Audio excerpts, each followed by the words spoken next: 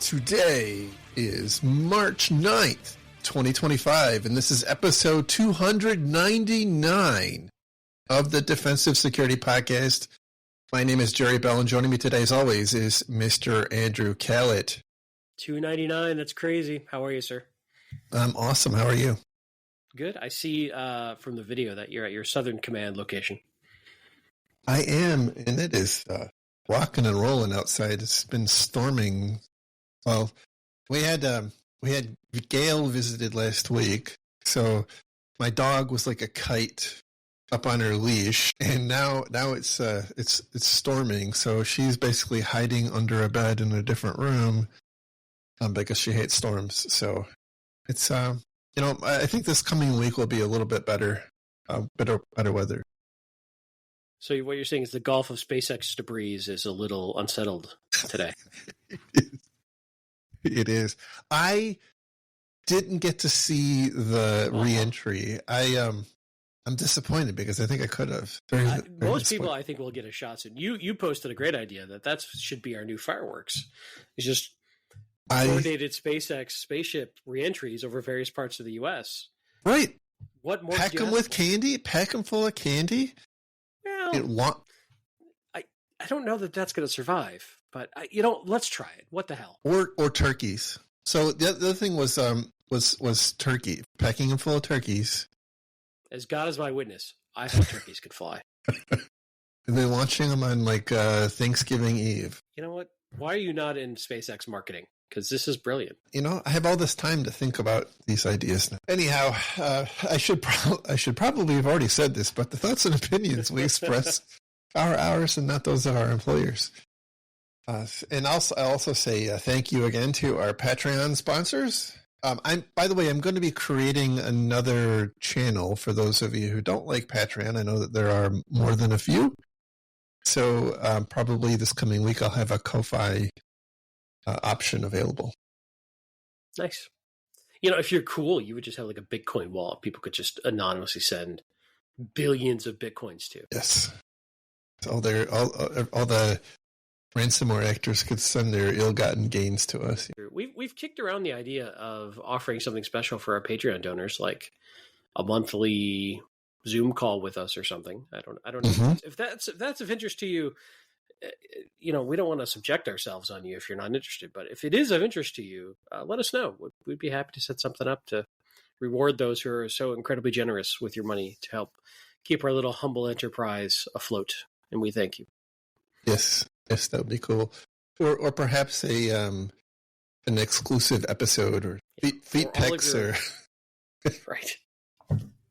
Exclusive episode for all of your torturing needs for any people you're trying to get information out of. Force them to listen to us some more until they break. That's right. Oh, all right, so let's go ahead and jump into some stories. The first one today is from the Wall Street Journal. And again, Wall Street Journal is obviously behind a paywall, but I am very confident that y'all can figure out how to get around a paywall these days. The title here is A Disney Worker Downloaded an AI Tool. It led to a hack that ruined his life. It's an ugly one.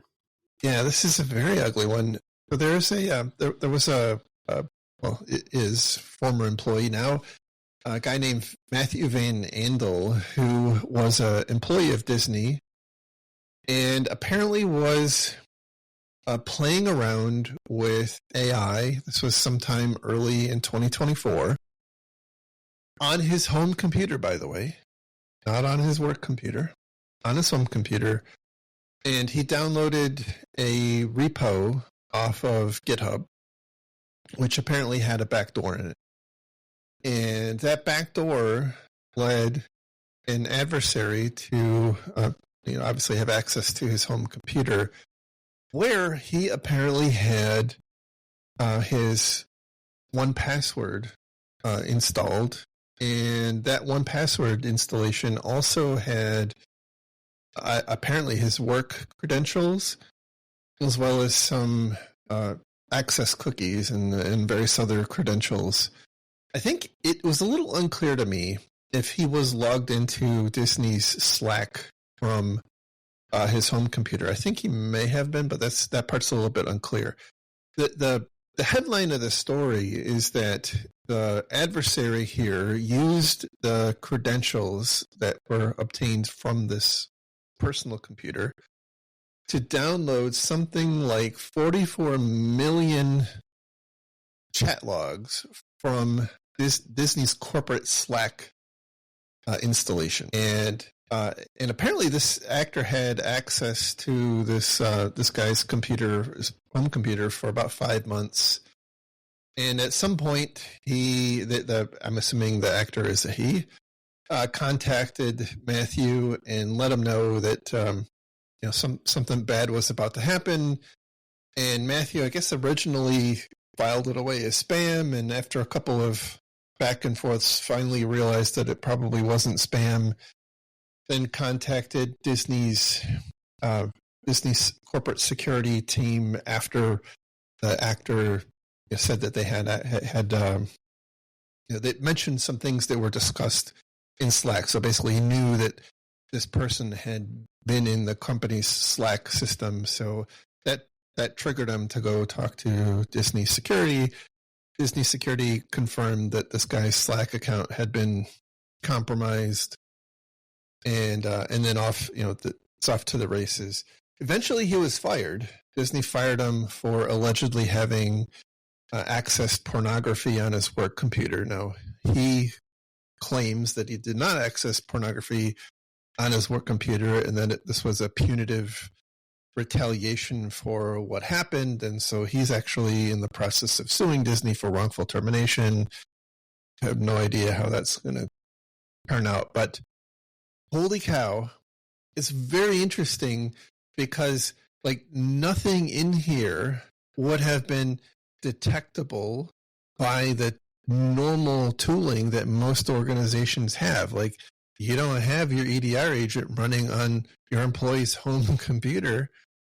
So, that was, one of the things that really resonated with me in the story was how difficult this would be to defend against if you're using services like Slack and your employees are storing credentials in tools like 1Password that are, being accessed from non-work computers, which, by the way, is in some respects, 1Password makes that a little bit easy because they actually, if you're a corporate customer of 1Password, one of the perks you get is that your employees are able to use 1Password at home, for personal use, which is a great advantage, by the way. I'm not a knock on 1Password by any stretch. I'm a very happy customer. But that doesn't change the facts of the matter here. Yeah, and just to clarify, I think when you originally presented the stories, you might have mentioned LastPass. It was 1Pass. 1Password. Sorry, 1Password. Just to be clear, at least in the reporting I read, it is 1Pass. You're right. It's 1Password. Sorry. There is news about LastPass. It's a whole other. It's a whole other thing. To me. I was talking to Bob the other day, and he was mentioning that one of the companies that he is involved with, they lock down logging into their corporate devices and corporate systems only from company-issued machines. Mm-hmm. They don't let personal devices in, which would alleviate a whole lot of this, right? So even if somebody gets a foothold on a personal machine, even if those passwords were shared over, which you could potentially prevent of, don't mix your corporate and personal password managers. If you had some sort of device trust or device tokens that only allowed certain corporate devices to log in, those passwords would still not be all that helpful. Or if you had full SSO, that, because it implies that the threat actor here got the passwords and was logging in from other devices potentially. So full SSO potentially would stop that with proper multi-factor. If you lock it down to corporate devices, you lock it down with SSO, you don't allow personal devices to log in with static passwords, you might stop a lot of this. And that probably feels very locked down for a lot of personal devices, and the BYOD environment we're in, but this is a perfect example of where it might make sense to not allow personal devices to log in that you can assure the security of. Yeah, it's a good point. I think you can, the mitigation, as you said, would be to have Slack as an example authenticate against your SSO and have some sort of device authentication in addition to user authentication. So yeah, it's there's some other potential opportunities here. Depending if there was multiple devices logging in with this guy's accounts, you could have done some impossible travel detection of okay, he's logging in from Burbank. I don't know where he lives. I'm making this up. Burbank, California, and then 5 minutes later, somebody in Bangladesh is logging in. Okay, that's something you can trigger on with most tools. There's some opportunities that could have detected this. No idea about the whole pornography angle. At first, I was like, well, maybe the bad actor planted it. But if the bad actor never got direct access to his work machine, who knows? There's no details. There's not enough information to make any kind of judgment. Yeah, on that aspect. It was also interesting, by the way. Oh, go ahead. Sorry. I was going to say also, maybe the core lesson is be careful what you download from the internet. Yes. There were two other I thought two other takeaways from this. Number one was he didn't have multi-factor authentication set up for access to his personal 1Password. Because I don't think it was the corporate 1Password. I think it was his personal 1Password, but I think he had his, it's inferred at least that he had his company login stored in his personal 1Password vault. And that personal 1Password vault did not require multi-factor. And he also, by the way, stored his 2-factor credentials in the same 1Password vault. And now it wasn't directly said that he did that for his Disney ID, but it did say it for other, quote, social media and other accounts. Because apparently his after the attacker decided this victim wasn't taking it seriously enough, released lots of information, including logins to his social media accounts, which were then summarily hacked and used to post all kinds of hate speech and whatnot. So most social media these days requires multi-factor authentication, and it does pretty plainly say in there that he did store his multi-factor tokens inside 1Password, which, by the way, is becoming increasingly common. And so that's something to think about, because if somebody is able to access your wallet, and I will go back to LastPass, because there's a whole other LastPass thing going on about, they had some issues a couple years ago that we're now learning that, the adversaries accessing the LastPass infrastructure is being used to steal data or steal money out of accounts. And I suspect in the end analysis, we're going to find that there too, people were storing their multi-factor. Yeah, which there's a whole convenience factor there, but when you get into a situation like this, you make it all very easy for your bad actors. So yes, it's an interesting one. I feel for the guy. It's a rough position to be in.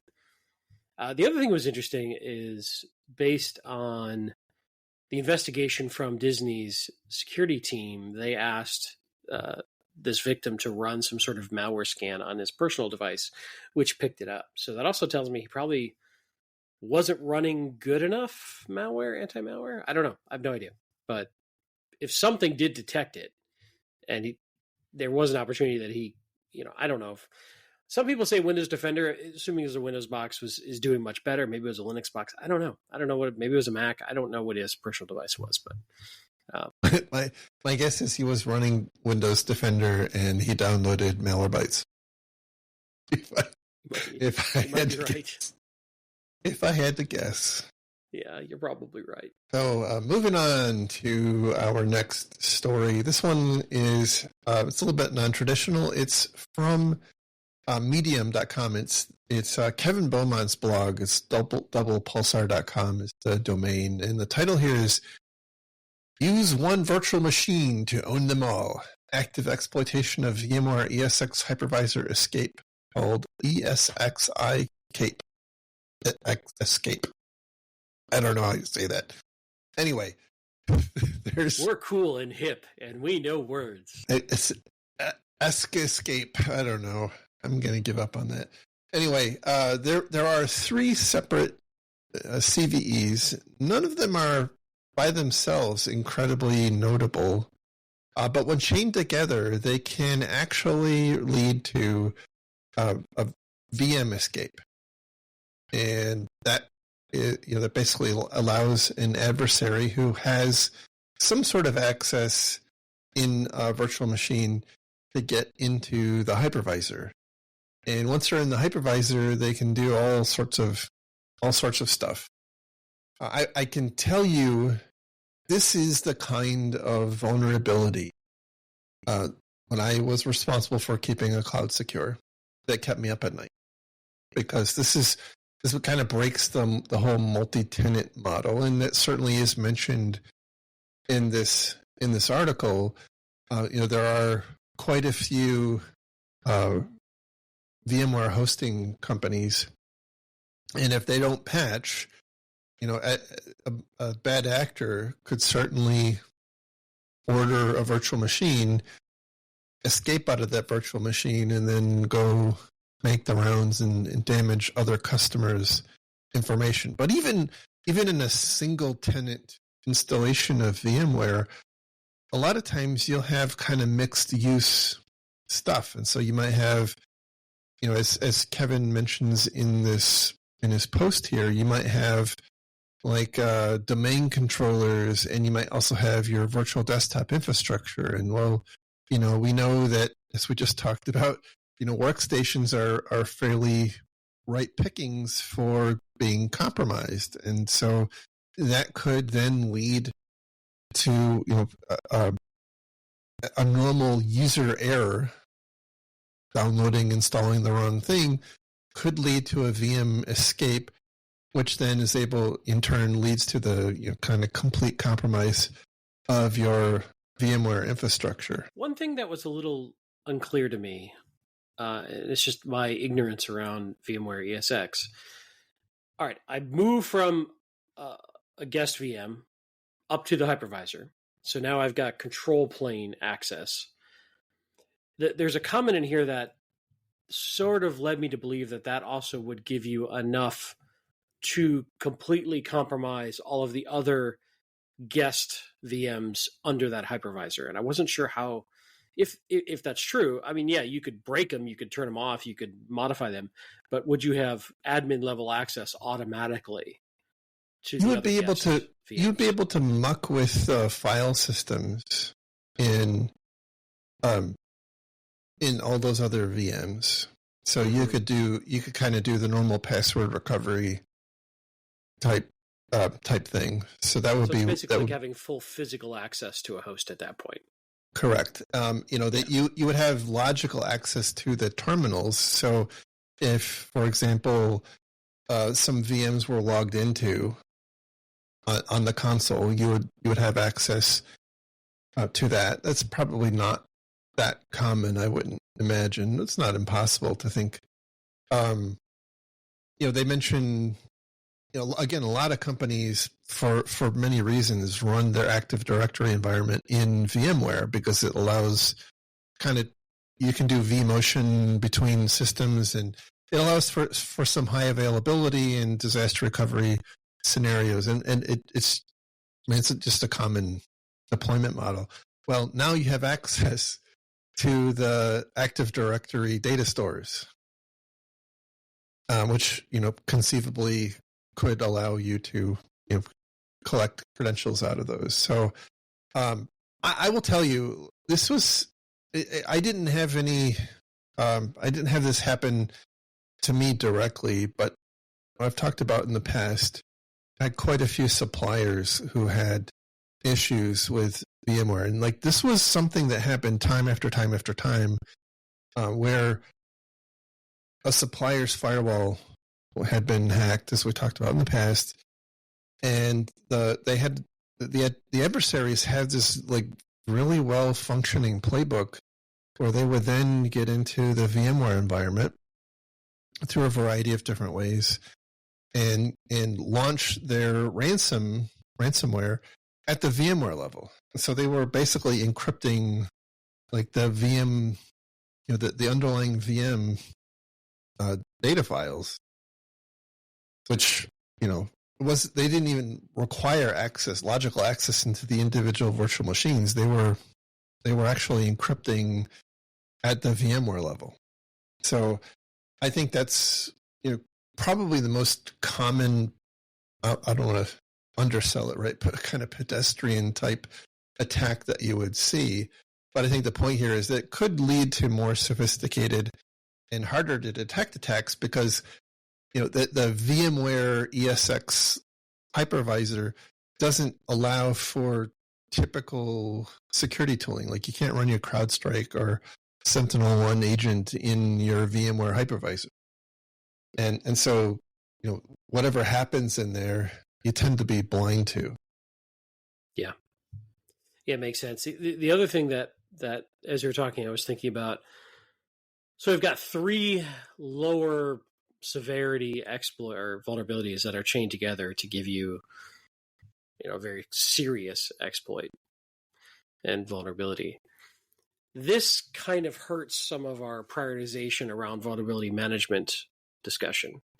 Like just patch the highs and criticals if you've got to prioritize.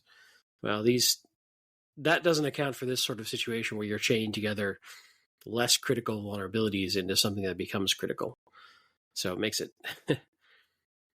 it makes that discussion a little harder, right? When you're having it with your VM team of like, hey, you need to patch. Well, these are low, yeah, but you never know how something could get chained together into something a lot more critical.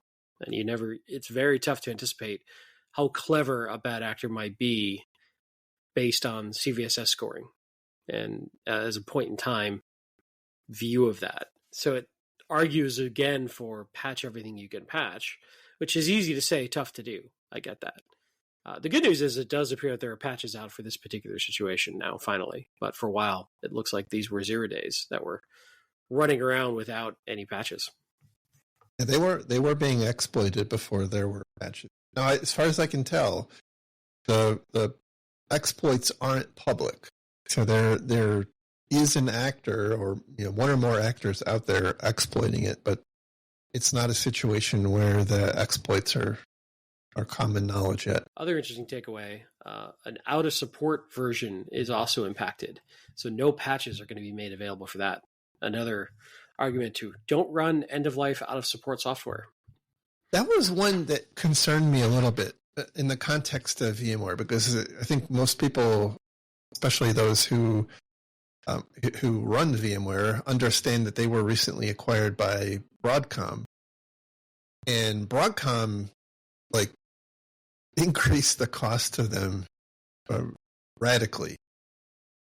And so I think it's one of the concerns I have, especially in that context, is that some companies may have opted not to renew their licenses under the new Broadcom agreement. And so they may be running back level versions that don't have patches available. So again, in the context of I think a lot of companies run patch management programs, not vulnerability management programs. And so if your vulnerability scanner doesn't come back and tell you that, hey, your ESXi 5.5 has a patch available, it just doesn't come up on the radar.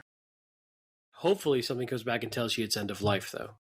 Well, so yes, no, I believe all of the major vulnerability management platforms actually rate those as either high or critical vulnerabilities. So if you're running something out of date, but the issue is that if you're doing it on purpose, you've probably quiesced that alert. Yep. And so you're not even aware of this problem. Exactly.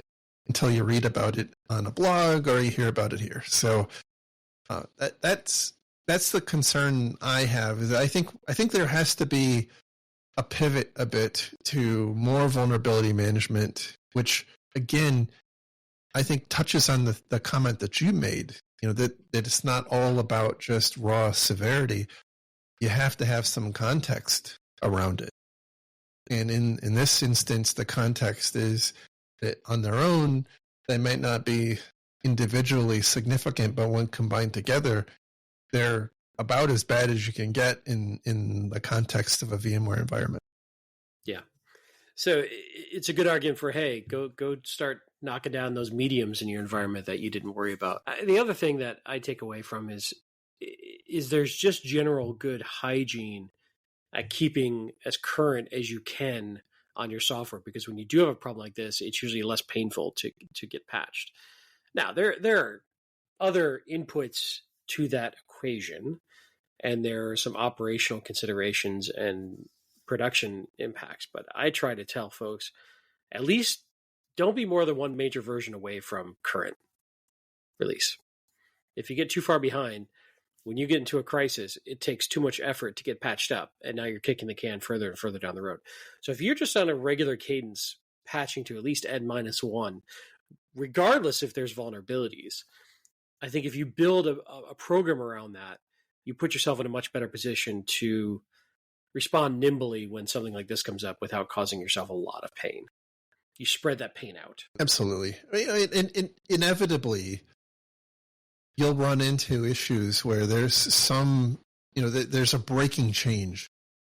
And if you wait until you have a compelling need to patch to deal with that breaking change, now you not only have to deal with the downtime and the headache, but you also have to deal with the breaking change on an emergency basis. So completely agree with. All right. So moving on.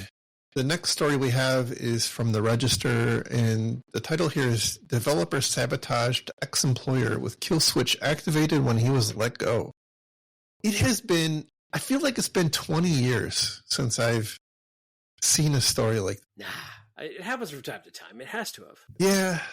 So the deal here is a guy named Davis Liu worked for Eaton Corporation. From 2007 through 2019. So this, by the way, happened a while ago. This happened like almost 6 years ago. But the new news is that his court case just concluded.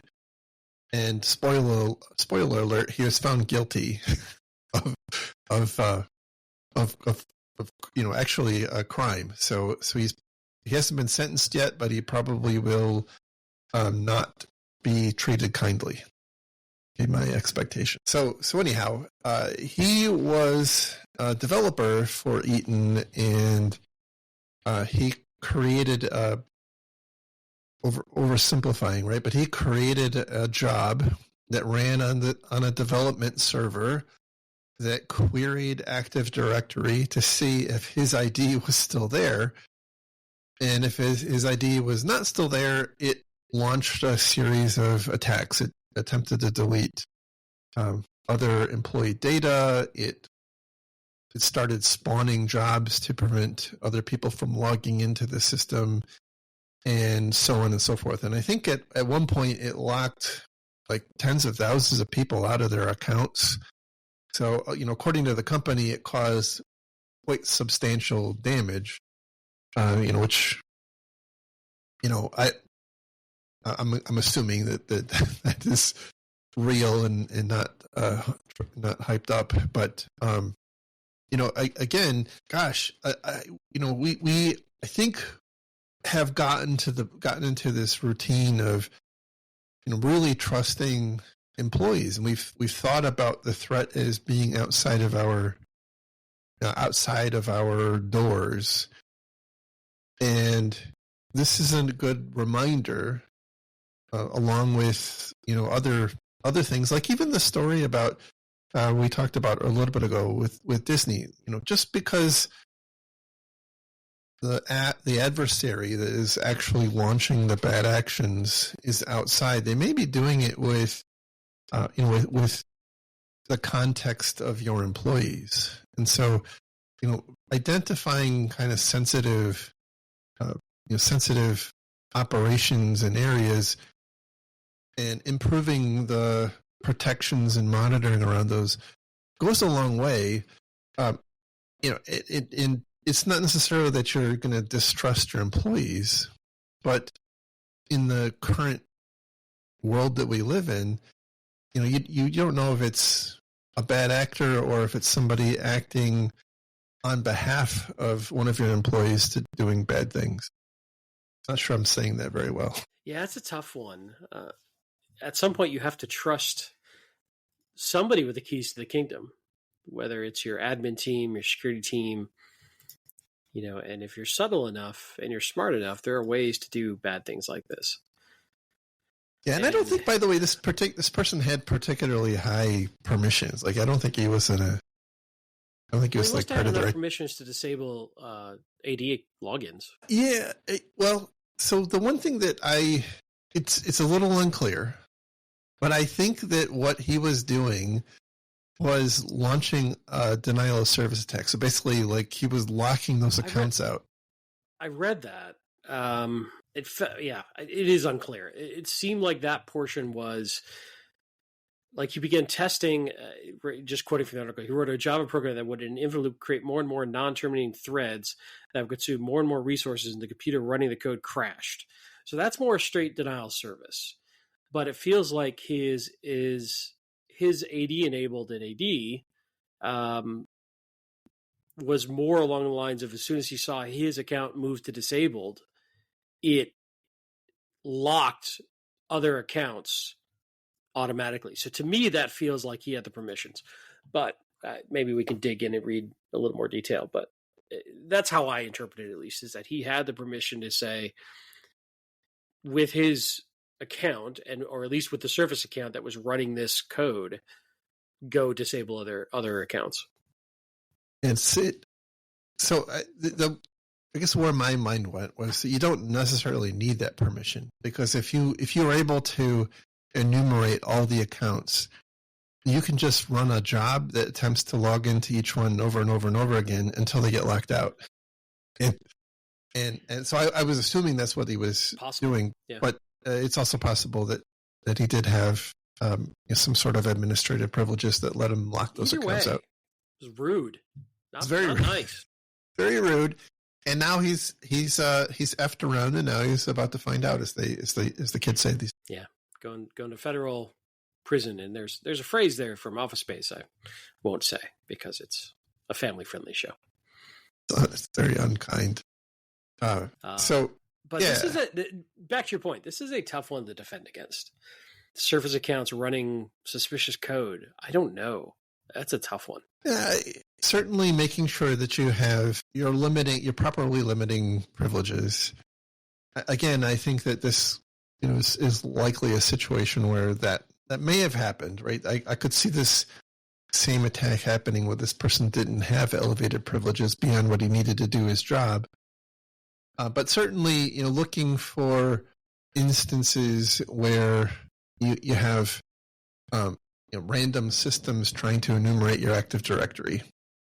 That by the way is not like that's a useful thing even outside the context of this, because that could be an indication of reconnaissance activity from any number of different types of attacks and so on. So but like you said, this is going to be really difficult to stop, and at some point, like, if you got a criminal in your organization who's hell-bent on doing something bad like this, it is very difficult to stop unless you're willing to implement some pretty onerous controls, which I suspect most organizations aren't willing to. Yeah, that's fair. So, but just remember, kids, don't do that.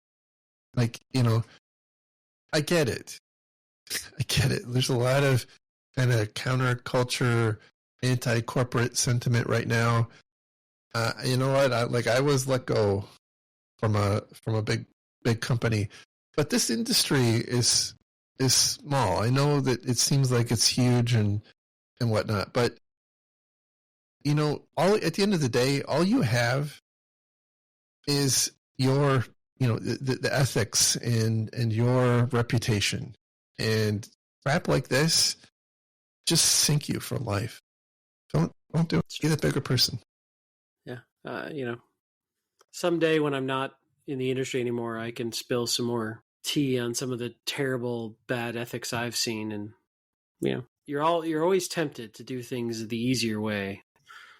And I'm not saying it's karma, but I'm saying people notice. You might get away with it first 20 times, but maybe not the 21st. But look at, especially in this context where, like, clearly the person was worried about losing his job, right?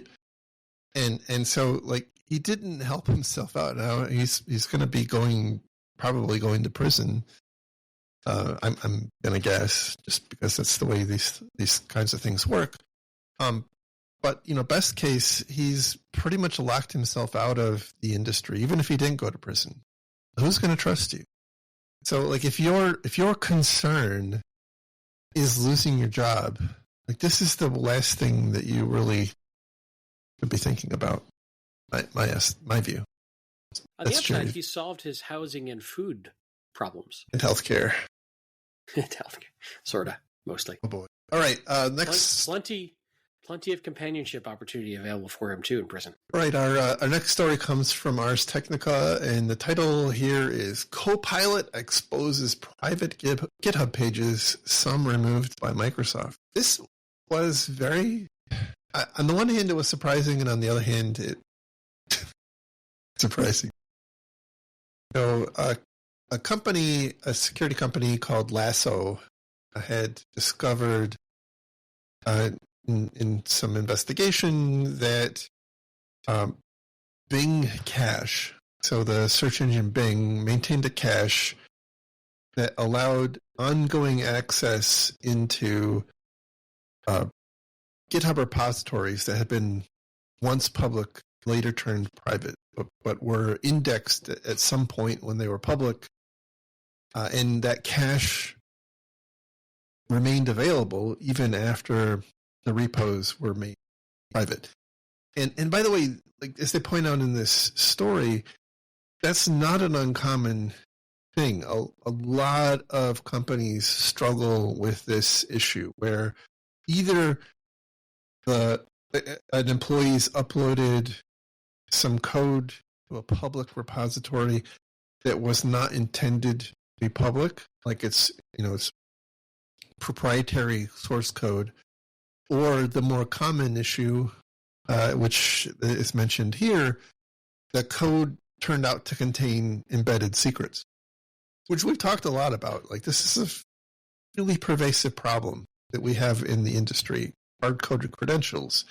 One of the first, like, almost every organization in their playbook, when they find something like this, the very first thing they do is turn that repository private, because it's viewed as like, okay, we're cutting off. We obviously we have to go figure out something bad happened, but we're going to at least make sure that it doesn't keep happening. We're going to stop the bleeding, and then we can go figure out how much blood we lost. But what they found here was that that you were still bleeding, you just didn't realize it through Bing Cache. So Lasso contacted Microsoft, and Microsoft made some changes to Bing in their caching system so that those repositories that were once public, now private, did not appear in the cache. However, Lasso then found that Microsoft's AI agent, Copilot, has access to the now private Bing cache, and so it continues to have access to these old, once public, now private code repositories. And if you know how to ask correctly, like, and there's obviously a whole industry, spinning up around figuring out how to ask creative questions to your favorite AI engine, you can get it to provide code that was once was taken offline. And in fact, they talk about a specific example where Microsoft had gone after a code repo that allowed abuse of, ironically enough, Copilot, and basically kind of I'll oversimplify, jailbreaking Copilot, and they were able to get basically a court agree that should not be public, and they got it taken down. However, their own Copilot continues to provide access to that same code that they got taken down through the courts. And the point here is that if you ever had code that was available and you later turned from public to private in a repository, it is entirely possible that it was indexed and is available through Copilot if somebody is smart enough to know how to ask. Or other systems. Or others. Yeah, I mean, it's obviously talking about Copilot. I think Copilot is an interesting case because of the tight binding between Bing's search engine and crawling in cache and the agent. Yeah, I mean, I've seen a ton of issues with stuff inadvertently marked as public that should have been private, or people publishing to the wrong repo, and how quickly those get scanned and indexed by both researchers and threat actors. They're very good at finding that stuff. So my position has always been, if it's ever public, assume it's always public. And I think it even says in the article, like, you can never assume just switching it to private solves the problem. You have to rotate the secrets. Yeah, you can't unring the bell. Like, no. It doesn't matter in what. And look, I'm gonna go off on a tangent, right? You put something on the internet, it's forever. It's forever. Like, it's never going away. And I don't care if that's, some stupid off-color joke to Facebook, or, committing a secret into a GitHub repo. Like, it's forever. You have to assume that it has been indexed, it's been cached, it's been screenshotted. It is there.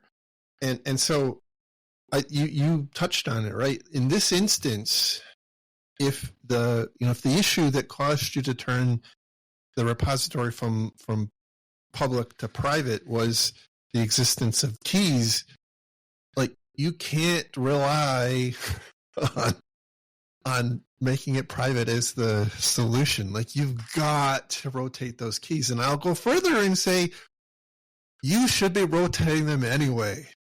Yeah, but who does?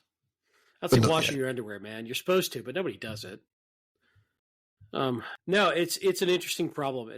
One problem I see over and over and over and over again is how easy it is to get confused when you're about to submit code.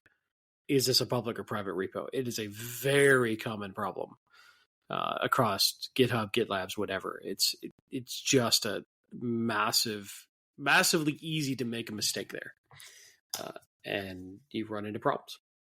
And to your point, 100% agreed. If it's ever exposed, you have to assume that it was indexed, it was captured. What's interesting to me is that Microsoft has taken the stance of trying to block these cached pages, which to me feels like you're playing whack-a-mole anyway. And I don't know, it feels an inelegant solve versus, hey, we index and cache things, and if you made it public, that's on you. Don't do that. And it's like you said, trying to put the toothpaste back in the tube. It's because okay, great, you get it scrubbed from Copilot or Bing or their caching engines. There's probably others that captured it too. Now they're closer to it and faster, but they have no monopoly on that. I'm sure Google is doing the same thing, and OpenAI is doing almost all of the AI agents. I'm just picking on AI for a second right now. Like, all of the AI agents have built their own crawling infrastructure because that's how they train their stuff. So they have huge repositories of data that they've crawled, and that stuff is sitting around, and they're not going back to see if a repository that they scanned or crawled and made a copy of is now private. Like, that's not what they do. So I do like the you can't put the toothpaste back in the tube analogy. That was very apt metaphor. Yes. And by the way, that was in the article. I'm stealing it from the article just to give credit where credit is due. Fair enough. Anyway, I I will say in prior lives, the employers I've had have had quote internal enterprise GitHub repositories, but I've also had had a presence on GitHub.com, and that GitHub.com presence is not uncommon because a lot of IT companies want to show like thought leadership, and they want to provide sample code to interface with their wares or what have you. And so even if you provide the tooling that creates kind of a safe space for your employees to commit their stuff to, which by the way, like, we can have a separate discussion about, like, is it okay to still include, keys in source code that's only accessible internally? Like that's true. It's not a bad. I mean, it's not a good thing either. But you still have a point of confusion because you've got developers who are at the end of the day people with deadlines and milestones and family stuff and making bad decisions about where to post what. So I would say don't sit back and say, well, we like everything's in a internally controlled enterprise GitHub repo or GitLab repo, because that could create a false sense of security for you. Yeah, agreed, 100%. Well said. Then the last story we have for today comes from darkreading.com, and the title is "Third-Party Risk Tops Cybersecurity Claims." This story is about a report from a company who surveys the cyber insurance industry. So they release an annual report, and this is a readout of their 2024 report. There were some interesting takeaways, and one of them is that third parties, as the headline would lead you to believe, is becoming a very dominant source of cyber risk. And I don't think that's necessarily surprising, given all the stories that we talk about. If you think about things like, Snowflake and Power School and on and on. A lot of data is being lost by these third parties. And I think it's not necessarily a surprise because from an adversary perspective, it's one-stop shopping. Like I can go and I can attack, like 100 companies individually, or I can go to one service provider. And if I'm able to affect that one service provider, like I can damage,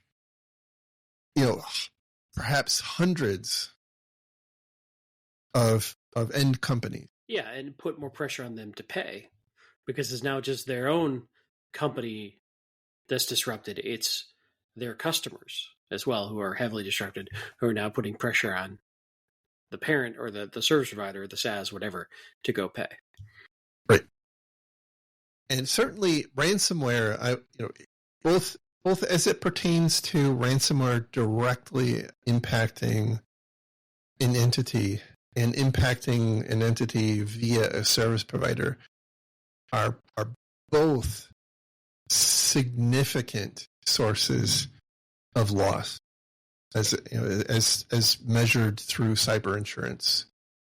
From a loss perspective, magnitude of loss perspective, it's much larger on the direct attack, but it's much more common on the it's happening more frequently through third parties. So if you combine those two, like you're over half the overall losses, material losses, I think is what they call them. Over half are coming from ransom, which is huge. And then second after that is transfer fraud, which is I would describe this as like the end result of the business email compromise attacks, where trying to change where vendors are paid, or pretending to be your CFO demanding a check to be paid to an acquisition or what have you. So ransomware is it, which we've talked about quite a lot. I don't think there's any particular surprise in that, but I think ransomware has just totally transformed the industry, the security industry. What's interesting, by the way, is the end of this article, they mention that phishing is less effective, where they say vendors became a leading cause of losses for companies. Phishing attacks against policyholders led to fewer claims in 2024, 9% versus 20%. I struggle with that. I think, I don't know if phishing is still something we see. I think one stat I saw was involved in 80% of successful compromises in some way, shape, or form. So I wonder if this is just the way they're slicing and dicing the data, because phishing and social engineering is still massively impactful. That struck me as odd as well. And on the one hand, I think you're right. But on the other hand, phishing itself doesn't typically lead to a loss, right? Phishing is the way that ransomware happened. It's the way that a business email compromise happened. It's the way that some other attack happens. It's a methodology in a variety of attacks. It's not necessarily its own. So it leads me to wonder, what is what were they counting as phishing in terms of harms? I don't know. Just a direct phishing, send us money fraud versus a malware foothold that led to something else, that led to something else, that led to ransomware. I don't know. Yeah. I mean, phishing is not going away. No, social engineering is still incredibly impactful and a huge threat, which is why I struggle when I see something like that. Somebody could take the wrong conclusion from that, because I would imagine most of these ransomware situations began with some sort of social engineering, most likely. Right. We know that it's, especially with AI, I don't mean to keep picking on AI, but here I am. Especially with AI, I think we're seeing phishing become much more, dare I say, effective. It's becoming much. The adversaries are able to craft what would have in the past been considered spear phishing, but now they're able to do it at scale. You can, harvest information off of LinkedIn and other data sources at scale and send highly targeted lures to people. So I think we're. I don't want to English and contextual native speaker skills. Right, and in the context of the lure, right? So, and for that reason, I actually think we're on the cusp of seeing.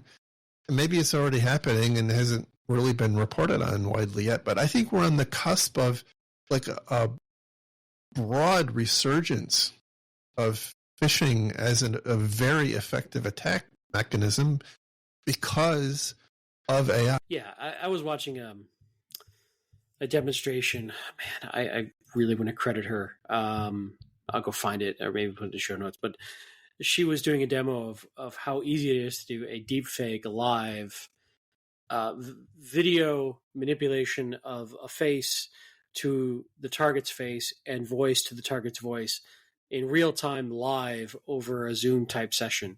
It was incredibly impactful, and it's cheap and it's easy now.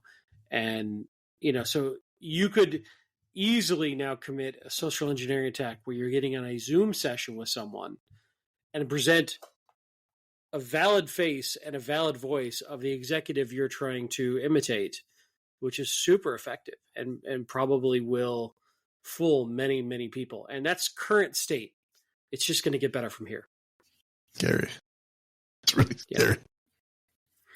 You're because the oft cited education of make sure you know who you're talking. That starts to break down. It was Rachel Tobeck who did the demonstration. Sorry. So she's CEO of Social Proof Sec. I'm sorry, I didn't recall that immediately, but I want to give her credit. So she does some pretty good demonstrations that are very executive friendly of what the state of this art is, that are worth circulating to your executive team. And by the way, just to go to the next step, how would you defend against this? What I would say is have processes that are built to be resistant to this in your company. Like if you need to authorize money transfer, there should be methodologies that are resistant to deepfake social engineering attacks through some mechanism of positive control of multiple people who, have some sort of known authenticator, whatever it may be. That isn't just a very convincing deepfake from your CEO say transfer $20,000 to this account in China. But I think many companies would fall for this right now. I think they would be, especially smaller companies, would be very susceptible to this sort of problem. So I think getting back to the article, I think the lesson certainly is ransomware is on the upswing. Everything that we see indicates that trend is going to continue. We've talked endlessly about all the various options that we have for defending against ransomware, and certainly that is going to continue to be an arms race. But it's one that we have to pay attention to because it is not going away. This is the world we live in, and the investment that we make in controls to mitigate ransomware, both directly and via our third parties, is going to pay. It's going to pay off. I can tell you from firsthand experience, vendors, especially smaller vendors, less sophisticated vendors, can be a really large source of headaches. And it's not just like they're kind of like the Target / Home Depot, they're providing an avenue into your organization kind of scenario. It's, just like they have data about your customers. And once that the data they have about your customers or your employees is impacted by ransomware, even if it's benign data, that becomes a massive headache. You have an obligation to report it to regulators, to report it to your customers. Even though it might not be super sensitive data, you could be fined, you could be sued, even though it wasn't you. it was one of your third parties. So you've got to really pay attention to your supply chain. So what you're saying is more spreadsheets that you want them to fill out on the third-party risk management side. Yeah, I'll go back to if I could say one thing to focus on with your suppliers is make sure their firewalls are patched and under maintenance. If I could just say, if you could just get them to do one thing, that one thing would make a huge difference in my experience. Let's be realistic. I know they will. Of course we patch. Yeah. I know. I'm a cynical old man. I've seen it too many times. At the end of the day, it's like, well, wait a minute. How did this happen? Well, our firewalls weren't patched. But you said they were on your third-party risk management form. Yeah, so what? Well, what they'll almost exclusively, by the way, the vendor management questionnaires will say something like, are they patched or otherwise risk mitigated? Right. And so there's you can drive a truck through that wording, because what that means to me is different than what it means to you, and everybody has a very different opinion. And by the way, if in the instance of an out of support firewall, there aren't any patches. So are you current on patches? Yes. Absolutely. All available patches have been applied. Yes, we are current on patches. We run our vulnerability scanner, and it says we are not missing any patch. It hurts. It hurts. Which, by the way, I really, really dislike with with a burning passion. I dislike the bit site security scorecard type companies, but they can provide a little bit of insight into that sort of thing about your suppliers. 90% of the time when I get a report from one of those, the IP ownership is wrong. So 90% is like generous compared to what I've seen. Especially with a bunch of cloud stuff and elastic IP address assignment and such. It's I don't want to talk too much about current work environment, but most places I've been where you get customers sending you that stuff from their own security scorecard view of the organization I was with, most of the time was just bad info. Yeah, but trying to convince a customer of that is an interesting challenge. I dare say those services are all but useless for any kind of cloud or SaaS provider. Yeah.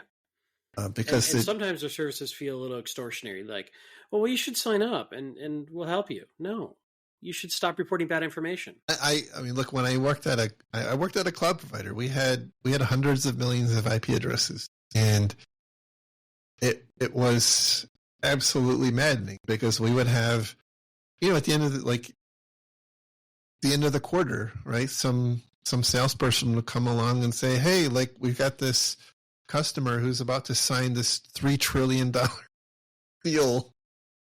Right.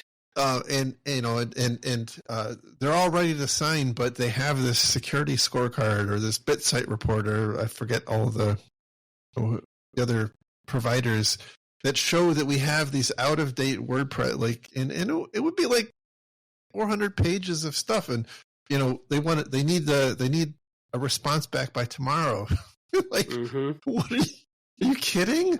Like, this is all customers. So I'm very sympathetic to that. It's maddening. And what usually is the case is you don't have a very sophisticated security analyst who's sending it up, because the ones who are experienced know that most of this stuff is fluff, or they go validate it themselves. So the ones who are reporting are usually the ones who are very tough to convince that this is a false positive because they just believe the tooling. So I'm not a fan of those services, but they tell you how incredibly impactful and useful and important they are. Absolutely. They're very proud, and I do agree with your comment about them being extortionary, because almost to a T, they all are very willing to work with you to clarify any problems if you would just become a subscriber, which feels very, very dirty to me. Yeah. So I don't have a lot of sympathy. And usually when I get a cold email or a cold call from one of those businesses, they typically get on the block list very fast. Hey, if they don't like that, then don't put out scammy information. But the point remains, your suppliers, even those that might not seem like they're doing a lot of really sensitive stuff, can impart risk on you in ways that it might not be obvious until something bad happens. So I still go back to it. It makes sense to the extent you can do something meaningful. I am a firm believer, as I know you are, that the spreadsheet dance that we do is all but worthless. But at the same time, doing nothing isn't the right answer. You know what it does give you? I'll give you one upside. What's that? It gives ammunition for the security team to push the business to do certain things that customers are asking for. Yeah, that's a good point. That's all I got. That's a good point. I'm trying to find some silver lining there. No, it's actually a really good point. But that's you as a as the receiver of the spreadsheet. Right. It's not necessarily you as the sender. Right. Yeah. Exactly. All right. Anywho. That is the show for this week. I do apologize for no show last week. I was traveling and we just couldn't make it work. So my bad. That's all on me. I forgive you. Thank you. I am starting to produce YouTube Shorts again. It's fun and exciting. By the way, I appreciate. Go ahead. I was going to say I'm waiting for you to start producing YouTube Jorts. Actually, Skorts. Yes. Skorts. There you go. YouTube Skorts. I completely interrupt your flow. I'm sorry for a stupid joke. Go back to you. I did want to say, because I've had several people come to me and say, hey, at one point you guys were recording video, and that seemed to have fallen off. I want to make sure, if you're listening to this on YouTube and you don't have video, that's because you're at the wrong place. There is a video feed for, I think, the last 30 episodes at least, that you can find on our YouTube page. So we definitely are full on video now, and we're sorry. Not that sorry. Not sorry enough to stop. It's just very clear. So I also feel compelled to say, the whole subscribe, comment, favorite, forward, because that's what you do when you're on YouTube now, right? Anyway, I appreciate everybody's time. Hopefully this was useful to you. You can find links to all the stories we talked about on our website at defensivesecurity.org. Just look for episode 299 and you'll find them. I'll also drop a link to our Patreon page in case you would like to help support our cause. When I have our Ko-Fi set up, I'll also put a link to that as well. And you can find me on social media. I'm pretty much only on Mastodon now. You can find me at jerry@infosec.exchange. And where can they find you? Also on your fine Mastodon server at lerg, L-E-R-G, at infosec.exchange, and on X at lerg, L-E-R-G. With that, we will talk again next week. Take care, everybody. Have a great week, everybody. Bye-bye. Bye.